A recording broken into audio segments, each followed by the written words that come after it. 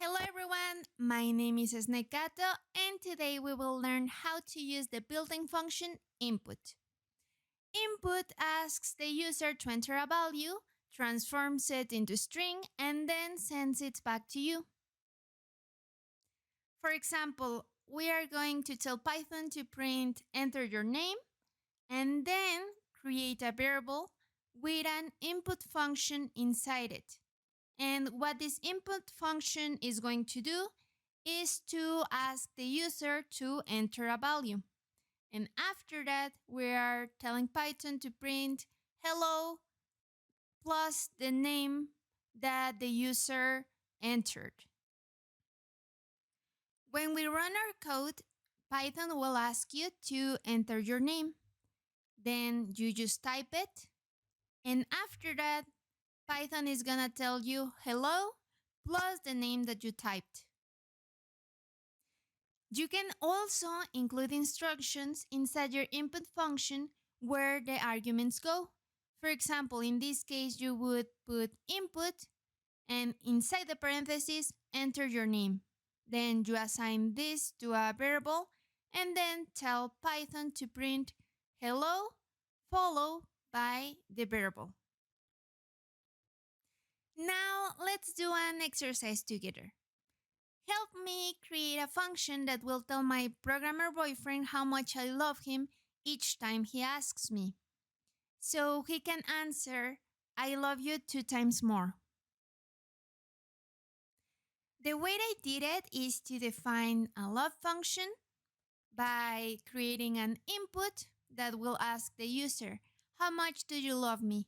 And I would put this inside a variable called amount underscore love. After that, I will tell Python to print I love you and the amount of love multiplied by 2.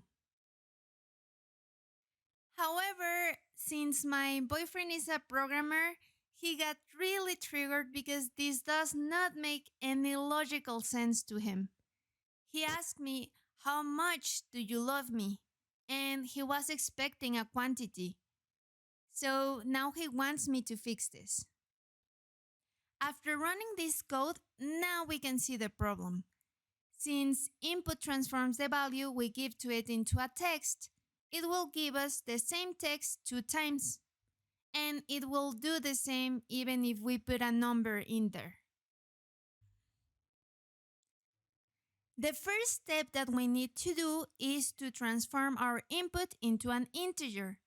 However, this will give us an error if we try to convert a string such as a lot into a number. That is the reason why we're going to make use of try and except. In try, we put the line we know it may cause trouble, and in this case, this line is the one that transforms the input into integers. In except, we are going to include the error message instead of letting Python to blow up. So when we write a string line that cannot be converted into numbers, we will get that is not a number, instead of getting the wrong outcome or Python stopping the whole program. After fixing the code, we can run it and see that when we write a lot, we get that is not a number. And if we write a number, we get I love you 2 times the number you typed. Now that we learned how to use input, you can start including it in your coding. Thank you so much for watching this video. If you liked it, please press the like button and share it with your friends. See you later, alligator. Bye.